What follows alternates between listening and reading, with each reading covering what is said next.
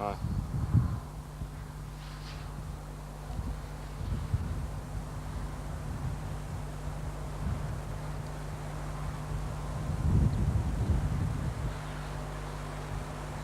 The programme this evening, we've had a look at Dunbar and its history and its industry and the presence locally of Torness, the Scottish Electricity Board's nuclear power plant.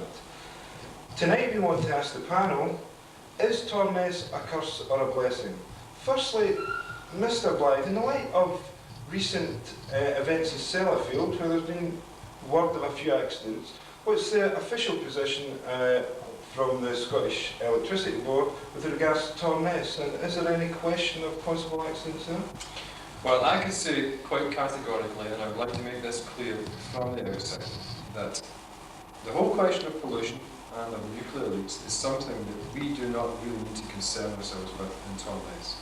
We are a new plant, we have safety standards which are of the highest, and in respect to local concerns or local opinions or local anxieties, I don't really think that they have to worry about anything at all. Are these the same safety standards which apply to Sellafield, where there have been accidents? Yes, there have been accidents at Sellafield, grossly exaggerated in my opinion, wildly overstated by the press. We have taken stringent measures, absolutely stringent measures, increased the safety factor in our plant by 50% from Sellafield, which you have to remember is an old plant. And in our case, Torness is a new plant with new safety standards which we are meeting. Thank you. Now on to Mr. Mackay, who's a local resident who's lived here all her life. How do you feel about the presence of this perhaps threat so close to the community where you were raised? Well, to start off with, the plant was built without any local consultation whatsoever. There was nothing at all, and the people at the stage when it was built, it was said it was just going to be an ordinary nuclear power plant. And since then, these new plans saying that it's going to be becoming a fast reactor with possibility of using it for other means as well, means that we feel that at the stages where we could protest and do something about it, it was overlooked. And local people were not taken into consideration. But since then, you know, it really doesn't affect us at this stage, that it has some of its good points in that it's brought a lot of employment in the building of it to the area, but that's beginning to decrease again. And Dunbar might, you know, become a holiday town once again, the way that it used to be. Was the holiday industry, tourist industry affected, do you think, by the presence or the plans for an extension to the facility? Well, we don't really know as yet, but I think that quite possibly, yes, it may be affected. An interesting point here, Mr. Blythe, about the extensions to this plan. Not really been very much in the press about that, and a claim of lack of consultation. What is your position on this? Well, we did issue this publication, which was sent round to every electricity board consumer in the locality, and we did issue plans which were available in the local library, and we also sent out literature, extensive literature, comprehensive literature about the proposed plans. And we did have one public meeting, and I have to say, and this was with great sadness on my part, there were only half a dozen local people who attended. I would like to come in there and say that the comprehensive plans which were shown were in fact just a lot of gobbledygook. No layperson like myself or anyone else could understand, and therefore we tended just to leave the problem, hope that it would go away, and latterly any kind of initial response to the project just declined. Thank you. Mr. Blythe, could you just hold a minute? So, again, accusations of scientific jiggery-pokery here. Could I go on to the CID? And Mr. Blythe claims it's a perfectly safe plant and there will be no accidents. What are your fears if there is an accident? Well, I mean, Mr. Blythe says no chance of any problems. What about pollution? Do you think this is a real threat? well, there is a good threat of pollution. You have to admit that now, Mr. Blythe. You can't say there's... Well, Has there been any leaks so far? no, not so far, and I don't think there ever will be, to be quite honest with you. There was a board that was initially outside saying the number of days in which had gone past without an accident. Yes, that's true, Yes.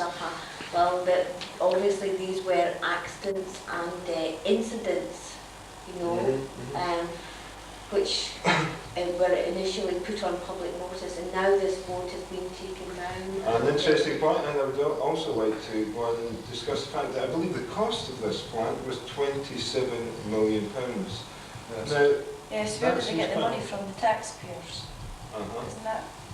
Well, there is a tremendous need for low-cost electricity, low-cost energy, and we feel that this investment, this £27 million, is an important investment and one which will be of some very great benefit for future generations. Could I just get another point over certainly. about the plutonium? I hear they're maybe be using it for weapons. Well, we have absolutely no plans whatsoever to use this material for that purpose. The fact that the Ministry of Defence do occasionally come to see us at Torness is just a matter of course, really. A matter of course, yet you also claimed earlier that there had been no original plans to extend the plant, and the plant has now been extended to produce the material, the waste material, which is commonly used, in fact, in the production of nuclear arms. I believe this is correct. Yes, this is correct, but not in Torness. Well, Not in an Torness. interesting point. And could I just pick up on one point that was made earlier on about the accident board? You may recall that there were very, very strong winds, and the accident board was blown over. There seems to be a lot of hot air flying about tonight. Mrs. Mackay, last word to you. Do you wish to stay in this area with perhaps the threat of something like this looming over your head? Well, I've stayed here all my life and don't really envisage moving away because of something like that, which has its good points and bad points. For instance, we're hoping Dunbar to have cheaper electricity. Well, you will have, you will have. Okay, thank you very much. And next week we'll perhaps continue this debate when we look at the accidents that have happened at Sellafield and perhaps a closer look at the possibility of the plutonium waste from Torness being used by the Defence Department. Thank you very much and good night.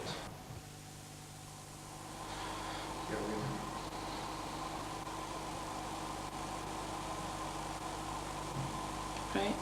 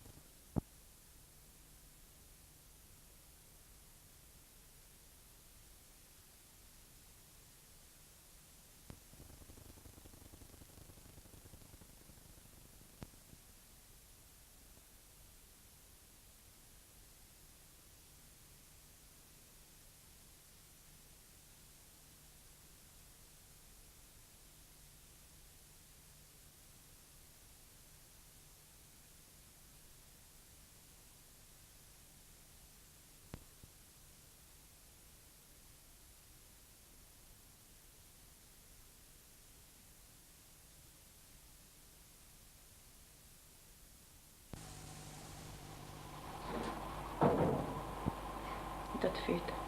Or it should have, because that be light was flash.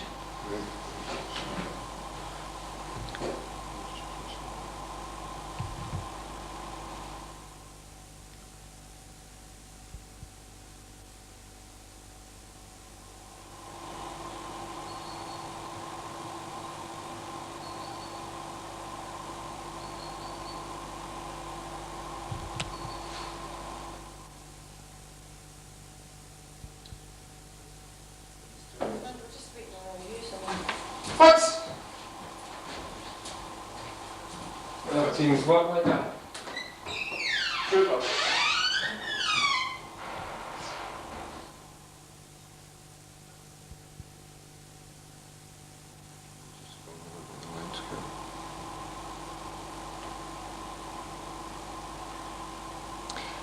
The nothing is different from the old, see that rounder? Actually, nothing's better. It's nicer, yeah.